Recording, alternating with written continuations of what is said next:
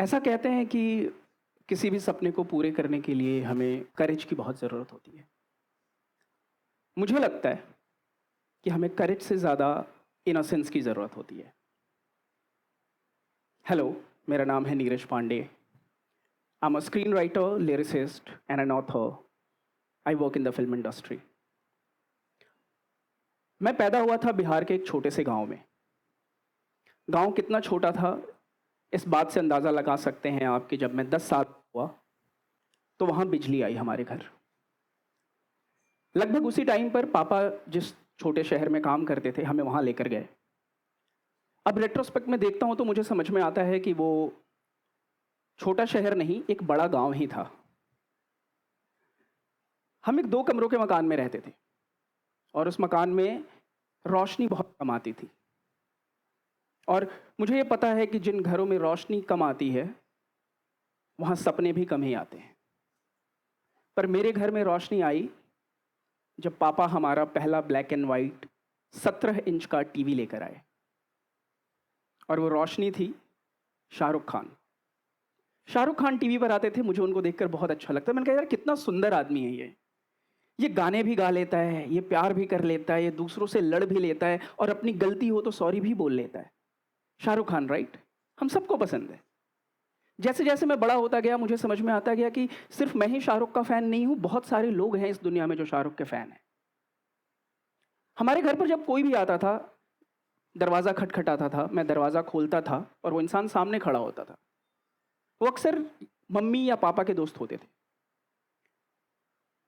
मैं अपने दिमाग में ये सोचने लगा कि क्या एक बार ऐसा होगा कि दरवाजे पर दस्तक होगी, मैं जाऊंगा, दरवाज़ा खोलूंगा और सामने शाहरुख खान खड़े होंगे। हो सकता है क्या ऐसा?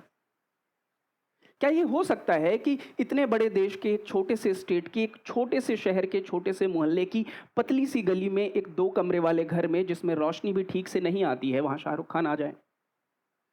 क्या पॉसिबिलिटी है इस बात की? पर बच्चे का इनोसेंस। फिर मुझे ये भी लगता है कि यार अगर किसी दिन ऐसा हो भी गया, मैंने दरवाजा खोला और सामने शाहरुख को देखा, तो मैं शाहरुख को अपने घर के अंदर नहीं ला सकता, क्योंकि मैंने शाहरुख का घर टीवी पे देखा था।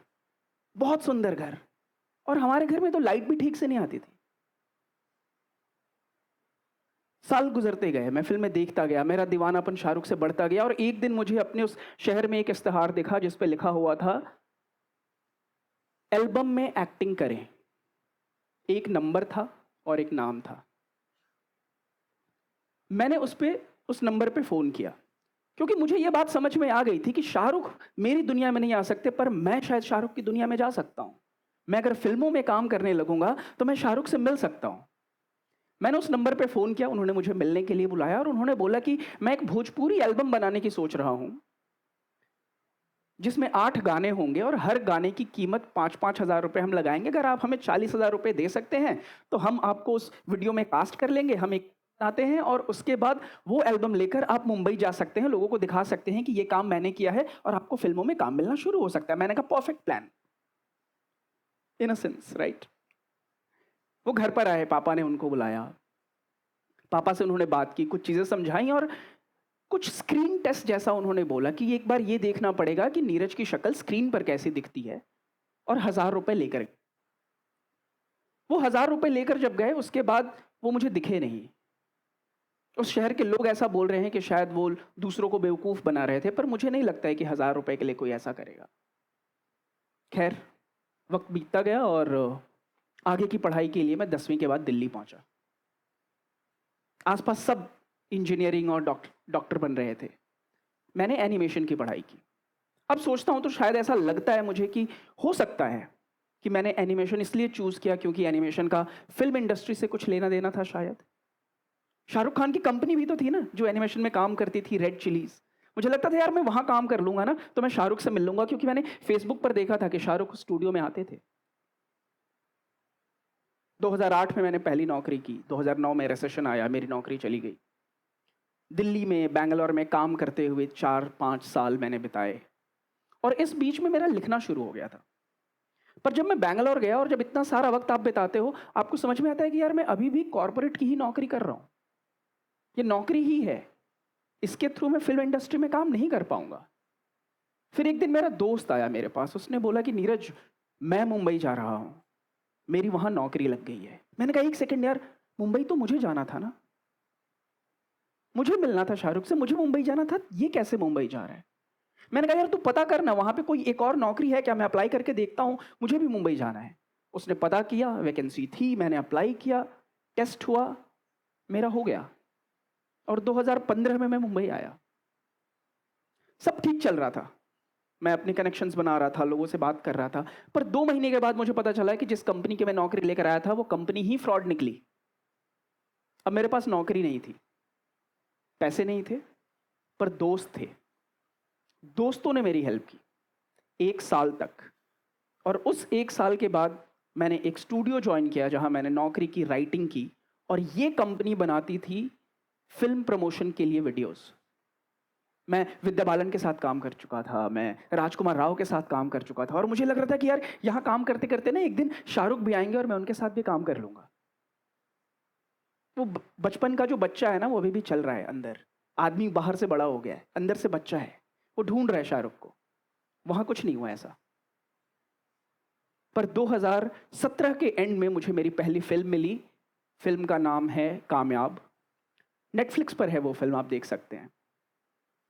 2017 के एंड में मुझे वो फिल्म मिली, फिल्म बनकर तैयार थी, मैंने 3 गाने लिखे थे उस फिल्म के लिए।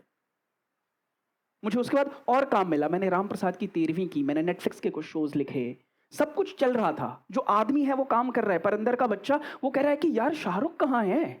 इस पूरी जर्नी में मैं शाहरुख से नहीं मिल पाया।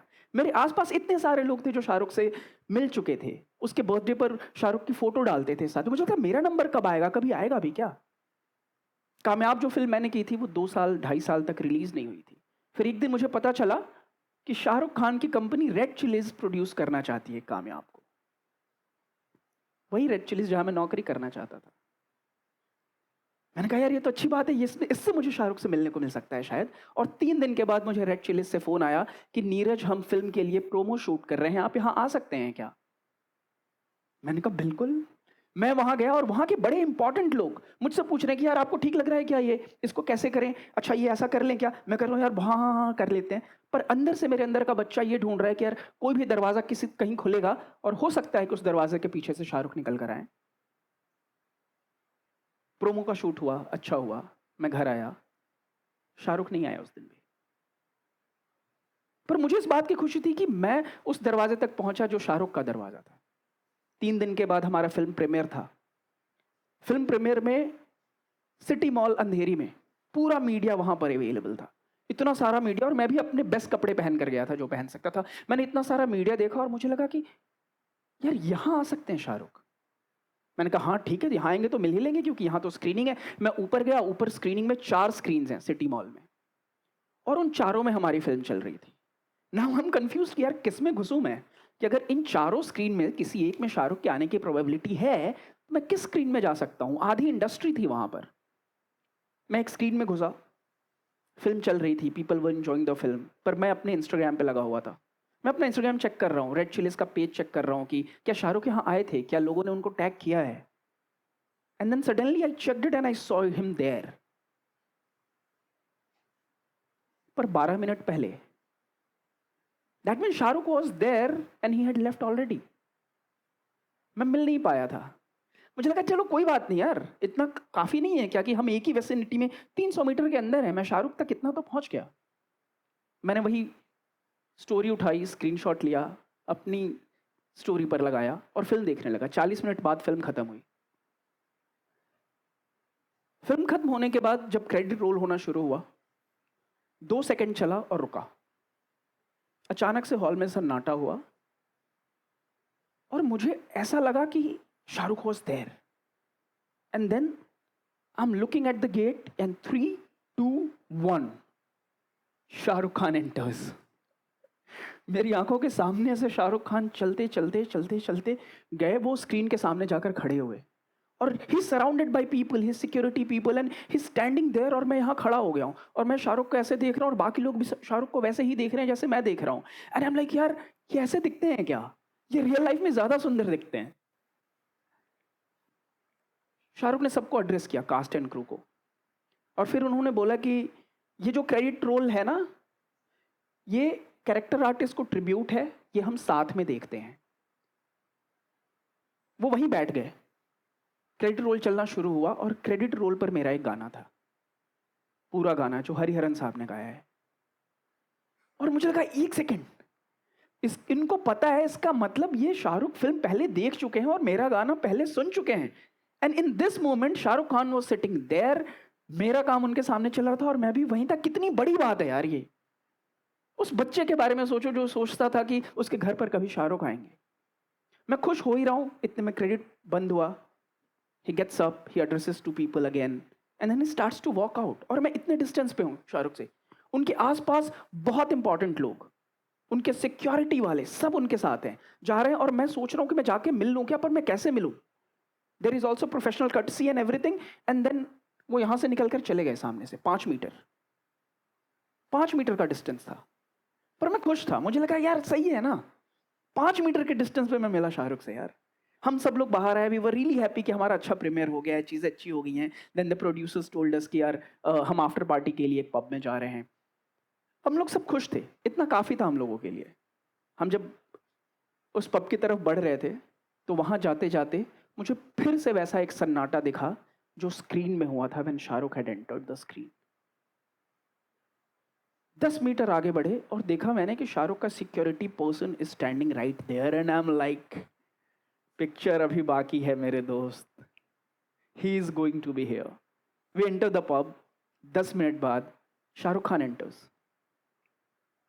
The director of the film introduces me to Shahrukh Khan and I clearly remember my friends, I clearly remember Shahrukh Khan holds my hand and says, Neeraj यार अच्छे गाने लिखे हैं।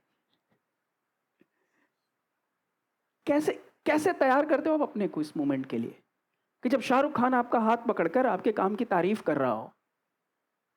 मैं बस इतना बोल पाया कि सर मैंने 30 साल इंतजार किया है आपका, आपने सपने देखना सिखाया है मुझे। सब ब्लर हो गया था आसपास, we clicked a picture together. उसके बाद मैं साइड में हो गया, there were more important people, they were talking to Shahrukh. ये सारे वो लोग थे जिनको या तो मैंने इंटरनेट पे देखा था या सिनेमा में देखा था।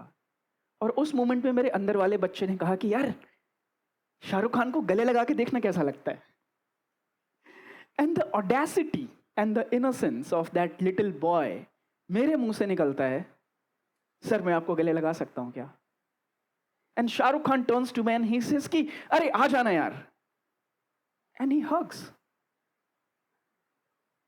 For those 7 seconds Shahrukh Khan का और मेरा दिल, I am sorry, Shahrukh Khan का और उस छोटे से बच्चे का दिल एक साथ धड़का। And everything started to make sense. इतनी देर में छैया छैया बजता है, इस स्क्रीन पर छैया छैया बज रहा है, शाहरुख यहाँ खड़े हैं, लोगों से बात कर रहे हैं और मैं यहाँ बीच में खड़ा हूँ। मैं छैया छैया को देखता हूँ, फिर शाहरुख को देखता हूँ, मैंने कहा इससे परफेक्ट मूवमेंट नहीं हो सकता। And I start to do Chaiyya Chaiyya steps, I start to dance.